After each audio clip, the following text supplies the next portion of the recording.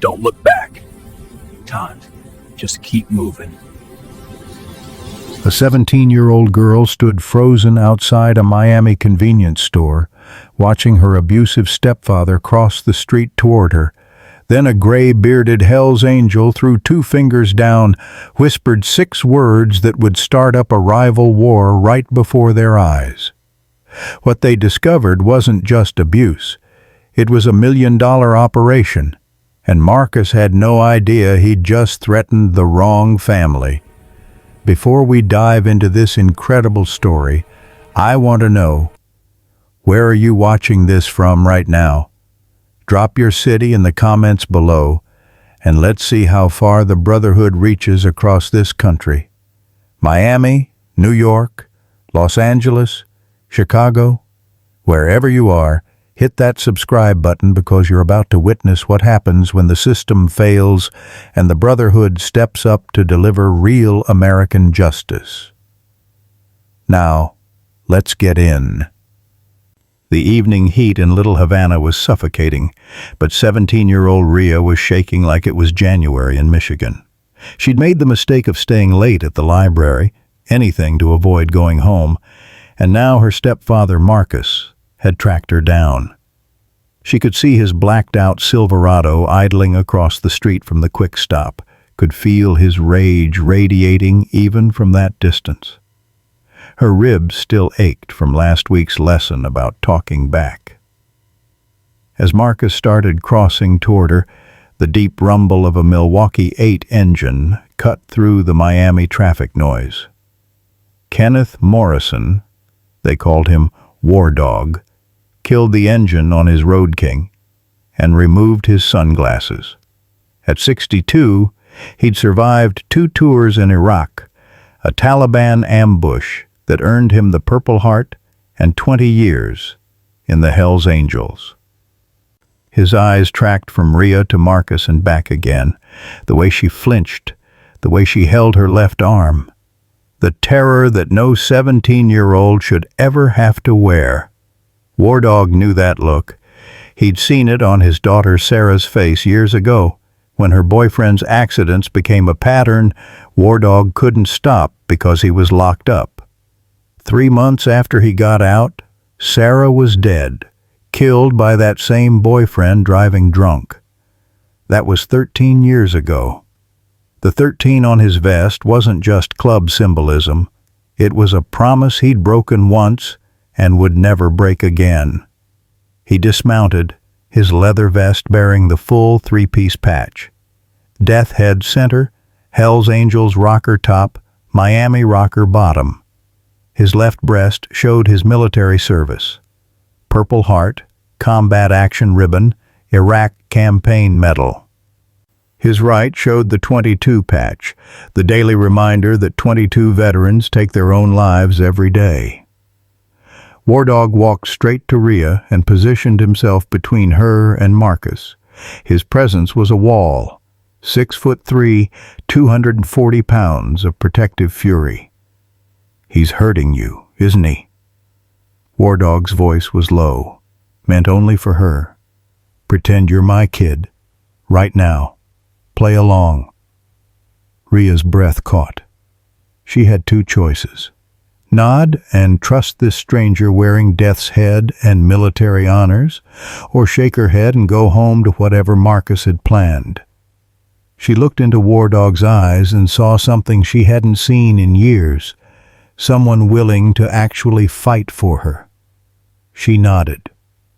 War Dog's right hand dropped casually, and he flashed 2 fingers down toward the street, the universal biker signal that meant backup needed.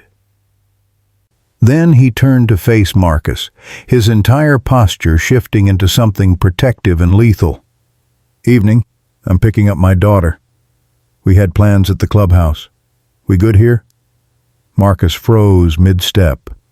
Then the rumble of 4 more Harleys turning into the parking lot made it clear this wasn't a conversation Marcus could win. Diesel pulled up first, 6'5", former Army Ranger, with a long red beard and a vest showing his own combat patches. Then Torch, Axel, and Reaper. 5 full-patch members of the Iron Brotherhood chapter, and every single one of them was a father. Every single one of them had just received War Dog's signal. Marcus tried to summon authority. "This is my stepdaughter. I don't know what she's told you." "Then there's no problem," Diesel rumbled, his Arkansas drawl slow and deliberate. "You go on home. She's with family now." The unspoken message was clear in every biker's stance. "Try something, please." Marcus's jaw worked. He looked at Rhea with a promise in his eyes. "This isn't over," then retreated to his truck, tires screeching as he fled down Calle Ocho. War Dog waited until Marcus's Silverado disappeared. Then he looked down at Rhea, his voice gentling. "You're safe now. My name's Kenneth, but the brothers call me War Dog. This here's Diesel, Torch, Axel, and Reaper. We're Iron Brotherhood, Hell's Angels MC, Miami chapter." Rhea's tears came fast. "He'll kill my mom if I don't go back." "No, he won't," War Dog said, "because he doesn't know where you're going. When a biker becomes your friend, they're your friend forever. And darling, you just became family." 20 minutes later, Rhea sat in the Iron Brotherhood clubhouse in Wynwood, a converted warehouse with American flags on the walls and the smell of motor oil and leather in the air. Diesel's wife brought her hot coffee and a blanket even though it was 80 degrees outside. Rhea couldn't stop shaking. "How long?" War Dog asked quietly. 3 years since he married my mom." Rhea's voice cracked. "He's careful, never leaves marks people can see. Except..." She pulled up her sleeve, revealing finger-shaped bruises wrapping around her forearm. Torch leaned forward. He was the chapter medic, ex-Navy corpsman who'd served 2 tours. "Can I document these? For when we go to the police?" Rhea nodded, and something in her chest loosened. These strangers, these bikers everyone said were dangerous, were treating her with more care than her own stepfather ever had, but she hadn't told them everything yet. She hadn't told them about the packages. War Dog called emergency church, the formal club meeting where decisions were made. 23 full-patch members of Iron Brotherhood assembled in the back room, sitting around a scarred wooden table. This was sacred space. This was where brothers voted on everything from club business to who got protection. Rhea told them everything, the beatings, the threats.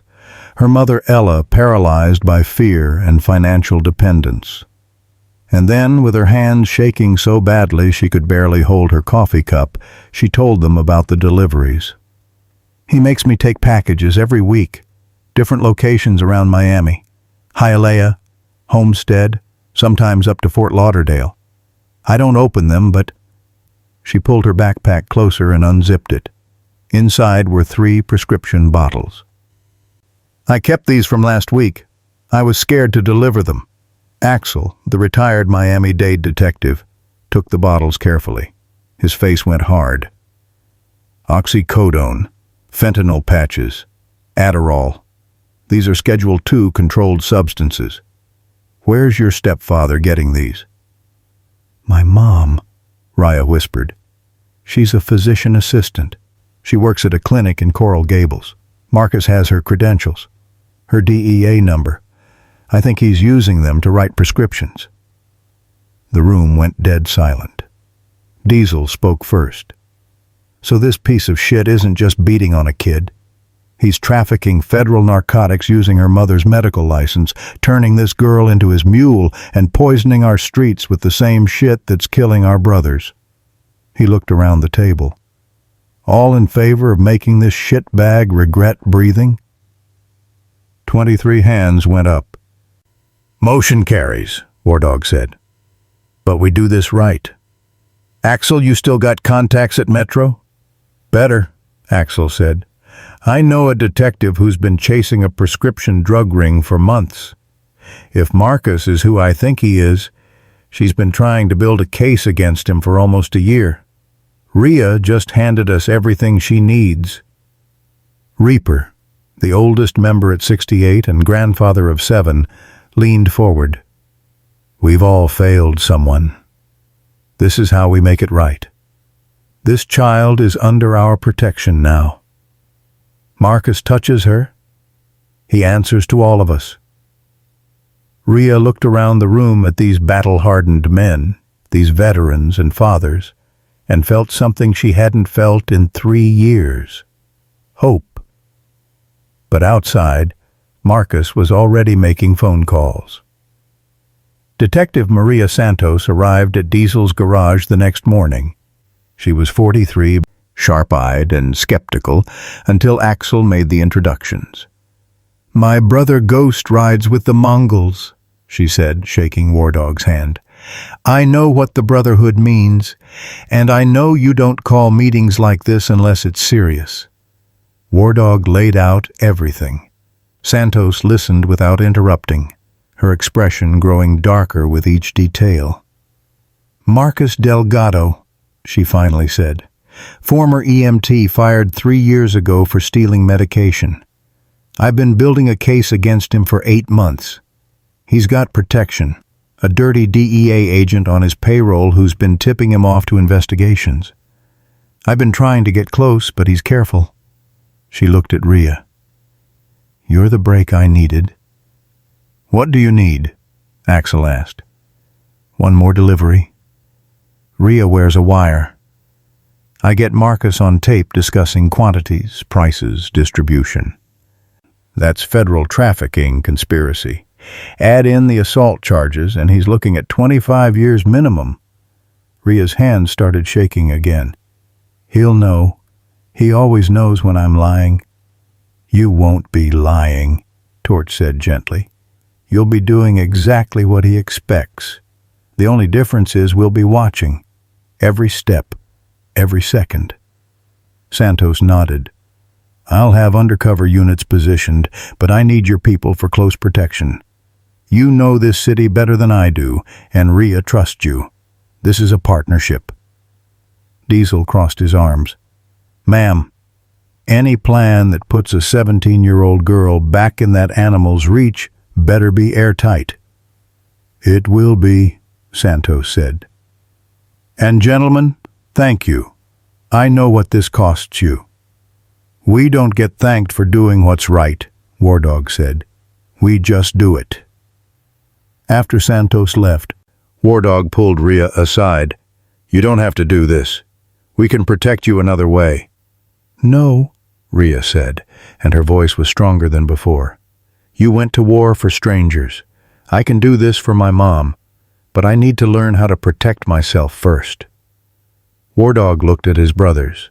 Torch nodded. "We've got a week before the next scheduled delivery. Let's make her ready."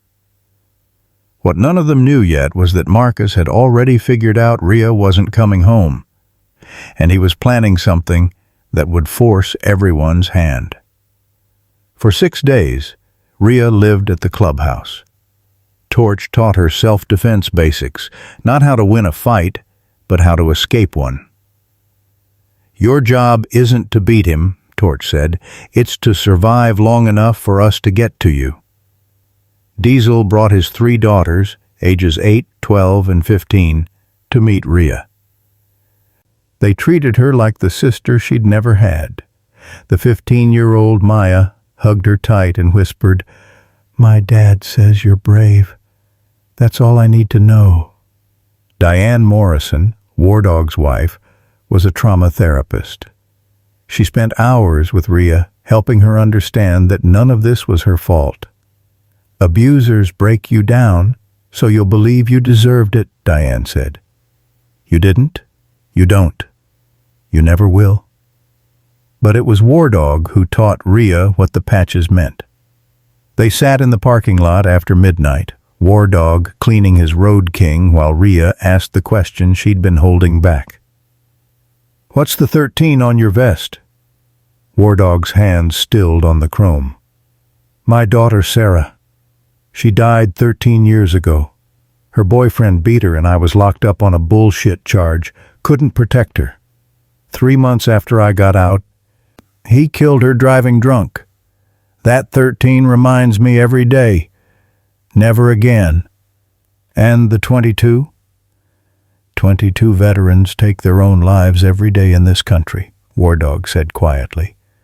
We wear it to remember, to make sure our brothers don't become that number, to protect each other when the war comes home. And the 2 fingers down? The signal you used? War Dog smiled slightly. That's the call. It means I need my brothers, and they come, always. That signal brought Diesel, Torch, Axel, and Reaper to that parking lot in 90 seconds. That signal is why you're sitting here safe instead of in a hospital, or worse. Rhea was quiet for a long moment. Can I learn to ride? War Dog looked at her, this broken girl who was learning to be whole again. Yeah, you can. He brought out an old Honda Rebel, taught her the controls in the empty parking lot. She stalled it 6 times before she got it moving.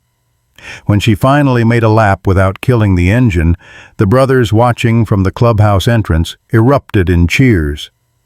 You're a natural, War Dog said. But the training had to end.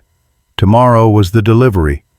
The warehouse in Hialeah looked like every other industrial building in Miami-Dade, corrugated metal, barbed wire, security cameras that might or might not work. Rhea wore the wire taped between her shoulder blades, the tiny microphone hidden under her hoodie. Detective Santos's tech had assured her it was undetectable. She tried to believe him. Torch was positioned as a delivery driver sitting in a UPS truck 50 yards away. Diesel played a homeless vet near the loading dock, a bottle in a paper bag and a blanket covering his cut. Axel monitored CCTV from a surveillance van 2 blocks over. Reaper was on a rooftop across the street with binoculars, and War Dog stayed mobile on his Road King, ready to move fast if things went wrong. You've got this, War Dog said through the earpiece disguised as a hearing aid. In and out, just like we practiced. Rhea's hands shook as she carried the backpack full of prescription bottles into the warehouse. Marcus was there with 2 men she didn't recognize. One white guy with neck tattoos, one Cuban who looked like he'd rather be anywhere else. You're late, Marcus said. Library ran long, Rhea managed. Marcus grabbed her arm, the same arm he'd bruised before, and squeezed. She bit back a cry. Don't lie to me. Where have you been? Home, with Mom. I swear. He stared at her for 5 endless seconds, then released her. Give Antonio the bag. The Cuban took it, checked the contents. This is short. You said 40 bottles of Oxy. I count 37. There were complications, Marcus said. Pharmacy flagged one of Ella's prescriptions. Had to go light this week. That's a problem, Neck Tattoos said. Our buyers don't care about complications. They care about product. Marcus's voice went cold. Then tell your buyers they'll get their full shipment next week, or they can find another supplier. Rhea's heart hammered. This was it, the trafficking conspiracy Detective Santos needed. Then Neck Tattoos looked at Rhea, really looked at her. She's shaking. Why's she shaking? She's nervous, Marcus said. First time meeting new people. Nah. Neck Tattoos stepped closer. That's not nervous. That's scared. You wearing a wire, little girl? Rhea's world stopped. Before Marcus could respond, a pallet of boxes crashed to the ground outside, Torch's distraction. All 3 men turned toward the noise. Rhea ran. She made it 10 feet before Marcus grabbed her hoodie and yanked her back. The wire ripped free, clattering to the concrete floor. For one frozen moment, everyone stared at it. Then the warehouse exploded into chaos. War Dog's Road King came through the side door, literally through it, knocking the metal off its hinges. Diesel dropped his homeless act and was moving before Neck Tattoos could pull his gun. Torch came in from the loading dock. Reaper rappelled down from the roof like he was back in Fallujah. Marcus still had Rhea's arm. He dragged her toward his Silverado, using her as a shield. "Back off or I hurt her worse!" War Dog killed his engine and dismounted slowly, hands visible. "Marcus, look around. You're done. Let her go." "I'll kill her. I'll snap her neck right here." "No, you won't," War Dog said, and his voice was arctic cold. "Because you're a coward who only feels strong when you're hurting someone smaller. But there's nobody smaller here now. There's just you, and 5 men who've killed for better reasons than you've ever had." Detective Santos's voice crackled over the earpiece. "SWAT is 2 minutes out. Keep him talking." War Dog kept walking forward, slow and steady. "You know what that 13 on my vest means? My daughter Sarah. Her boyfriend beat her for 2 years. I couldn't stop him because I was locked up. 3 months after I got out, he killed her driving drunk. I've lived with that failure every single day for 13 years. Marcus's grip loosened slightly on Rhea's arm. War Dog kept coming. "But here's what I learned, Marcus. Sometimes good people look away. Sometimes the system fails. But when the Brotherhood stands, evil doesn't win." War Dog was 15 feet away now. 10. "You can let her go and face justice, or you can hurt her, and there won't be enough left of you for Detective Santos to arrest." Sirens wailed in the distance. Marcus looked at the bikers surrounding him, at War Dog's eyes, a man who'd lost everything and had nothing left to lose, and his nerve broke. He shoved Rhea forward and ran for his truck. He made it 3 steps before Diesel clotheslined him. Marcus hit the concrete like a dropped sack of cement. War Dog caught Rhea as she collapsed. "I got you. You're safe. It's over." But it wasn't over. Not yet. Because when Detective Santos arrested Marcus and pulled his phone records, they discovered something that changed everything. Marcus had already contacted his Colombian cartel connections. He'd arranged to flee the country in 72 hours. And he'd sent a text message to someone inside the Miami-Dade Police Department. The dirty DEA agent wasn't the only law enforcement Marcus owned. Detective Santos called War Dog at 3 in the morning. "We have a problem. Marcus made bail." "How? You had him on federal trafficking charges." His lawyer argued no flight risk, strong community ties, and the judge bought it. 200,000 cash bond. He posted it in an hour.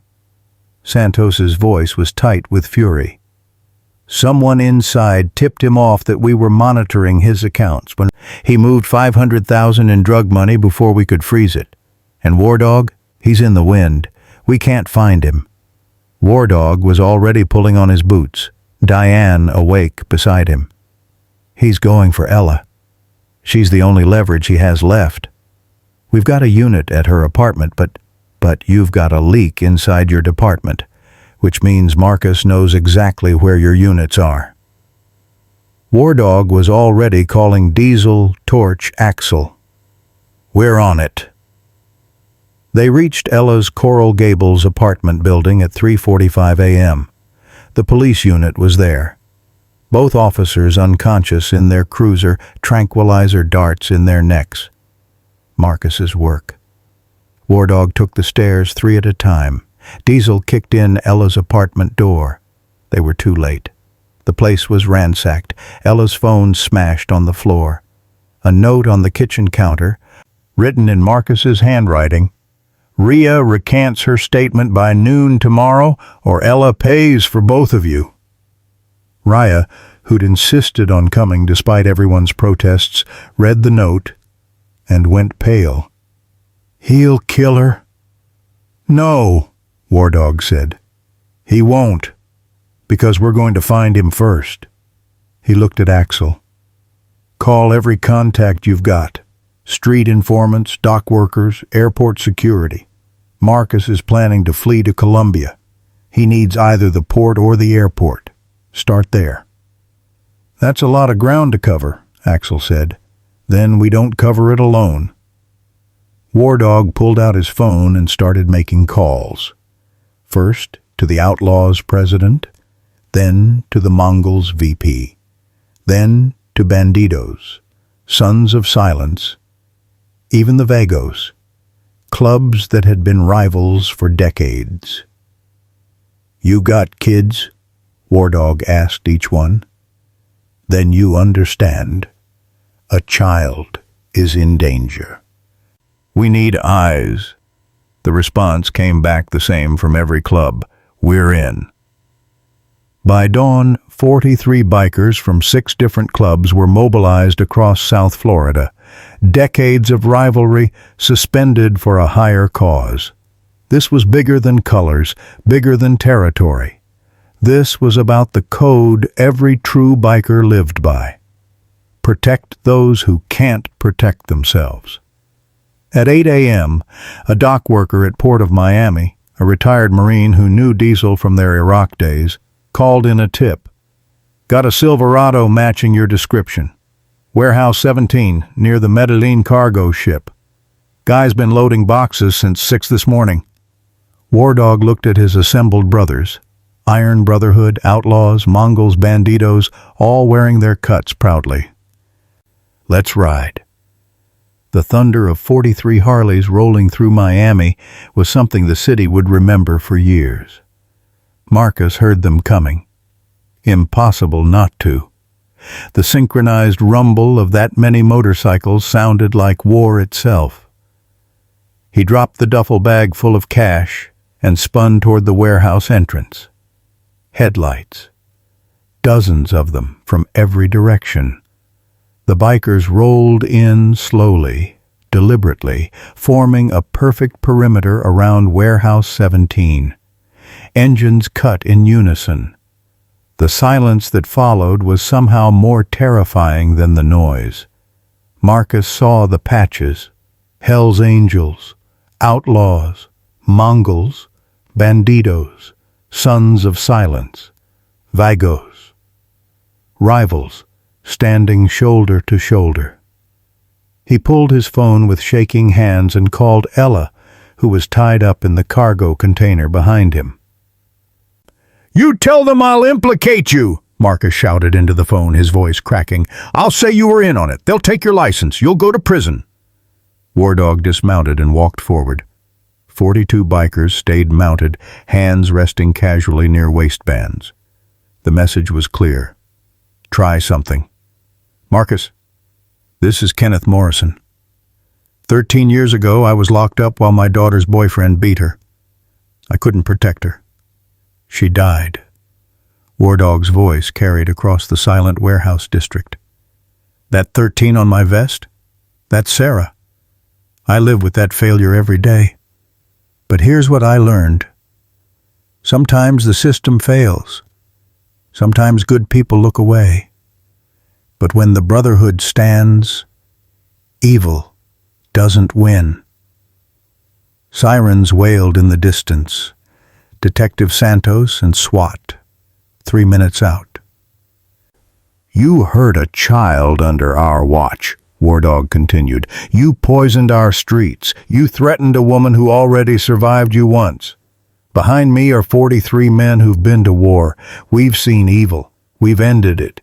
You can surrender to Detective Santos, or you can find out what happens when you threaten our family." Marcus looked at the wall of leather and chrome and fury. He saw Diesel, 6'5" of Ranger muscle. Torch, medic hands that could heal or hurt. Axel, who knew every dirty trick from 28 years as a detective. Reaper, 68 years old and still more dangerous than men half his age. And behind them, dozens more just like them. Veterans, fathers, men who'd killed to protect, and would again. Marcus dropped the duffel bag and raised his hands. "I surrender." Detective Santos arrived with SWAT. Arrested Marcus and freed Ella from the cargo container. 6 distributors were arrested based on the wire recording. The dirty DEA agent flipped when he realized he was facing federal conspiracy charges. $500,000 in drug money seized. The trafficking ring that had poisoned South Florida for 2 years was finished. As Marcus was loaded into the police van, War Dog caught his eye one last time. 25 years minimum. That's what you're looking at. I hope every single day you remember the girl you thought was powerless, and the brothers who proved you wrong. The bikers dispersed quietly. No celebration, no glory, just nods and handshakes between clubs that had been enemies yesterday and brothers today. Diesel rode up beside War Dog. That was righteous. It was necessary, War Dog said. He looked at Rhea, who was holding her mother and crying. She's safe. That's all that matters. But as they rode back to the clubhouse, War Dog couldn't shake the feeling that this wasn't an ending. It was a beginning. If you believe that real heroes don't wear capes, they wear leather vests and ride Harleys, and that the Brotherhood will always protect the innocent no matter what patches they wear, hit that like button and share this story. Subscribe now for more stories that prove bikers are America's last line of defense when the system fails. Also, check out the 2 videos showing on the screen right now, specially crafted for you. Stories of brotherhood, justice, and the code that never breaks.